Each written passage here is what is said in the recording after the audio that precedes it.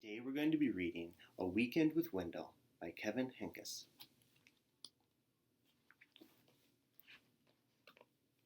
Let's see how this works best. Yeah. On Friday afternoon, Wendell's parents dropped him off at Sophie's house. "Wendell's going to spend the weekend with us," said Sophie's mother, while his parents visit relatives out of town. "Oh boy," said Wendell. Sophie didn't say anything.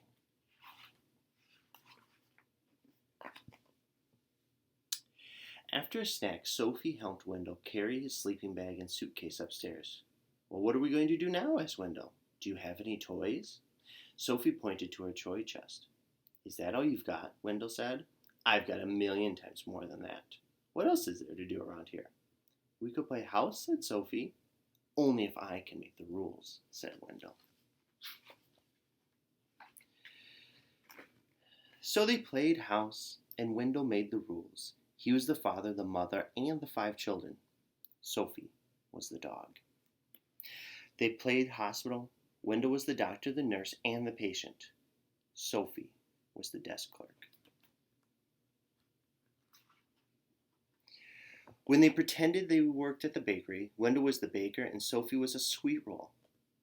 "Isn't this fun?" said Wendell. Sophie didn't say anything. At dinner, Wendell said that he was allergic to anything green, so he couldn't eat his vegetables.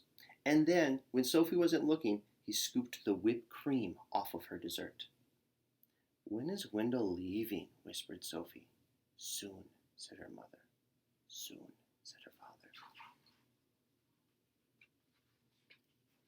After Sophie's parents tucked Sophie into bed, zipped Wendell into his sleeping bag, kissed them both, and turned off the lights, Wendell grabbed his flashlight and shone it right into Sophie's eyes. "See you tomorrow," he said, smiling. Sophie shut her eyes.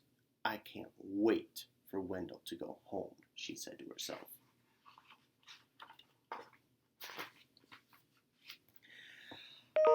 On Saturday morning, when Sophie woke up, there was a lumpy blue monster jumping up and down on her bed. It was Wendell. She felt something pinch her leg at breakfast. It was Wendell. She heard scary noises coming from the broom closet. It was Wendell.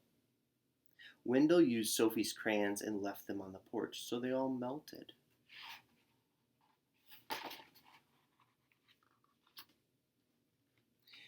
At lunch, Wendell finger painted with his peanut butter and jelly. "Isn't this fun?" said Wendell. Sophie didn't say anything. "When's Wendell going home?" whispered Sophie. "Soon," said her mother. "Soon," said her father. At bedtime, when Sophie put her head on her pillow, she heard something crunch. It was a note from Wendell. It said, "See you tomorrow."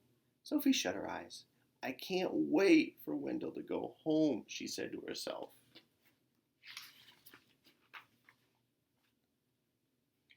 Before Wendell's parents picked him up on Sunday morning, he tried to make a long-distance call.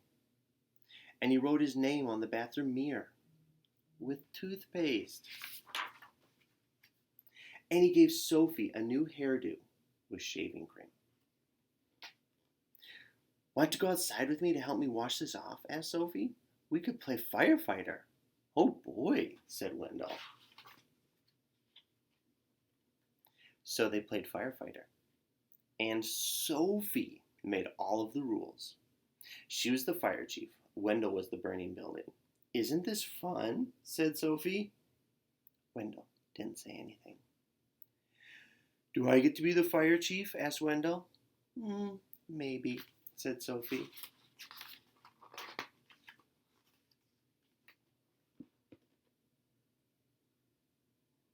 Soon Wendell and Sophie didn't care who was the fire chief or who the building was the burning building. They were just having fun together. "Time to go," said Sophie's mother. "Time to go," said Sophie's father. "Already?" said Wendell.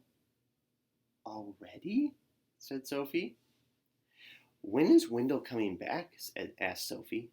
"Never," said her mother. "Never," said her father.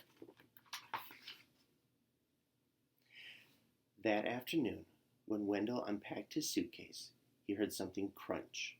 It was a note from Sophie. It said, "I hope I see you soon." The end.